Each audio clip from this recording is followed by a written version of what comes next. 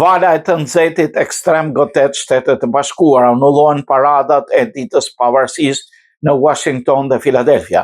Temperaturat e larta dhe lagështria ekstreme ndikuan ndjeshëm në festimet e ditës së pavarësisë, duke sjellë anullime në ndryshime në disa prej aktiviteteve kryesore.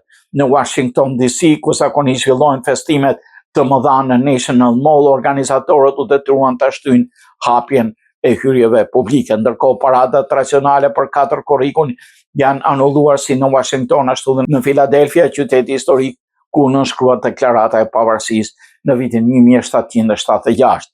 Pavarësisht kushteve të vështira atmosferike, presidenti Trump promovoi eventin si miting spektakolar. Megjithatë, deklaratat e tij kanë ngjallur kritika nga kundërshtarët politik, të cilët e akuzojnë për politizim të festimeve kombëtare. Një ditë më parë, gjatë një fjalimi në Mount Rushmore, Trump paremëroi për atë që e quajti kthim të rrezikut komunist dhe kritikoi disa grupe që sipas tij nuk përfaqësojnë vlerat amerikane.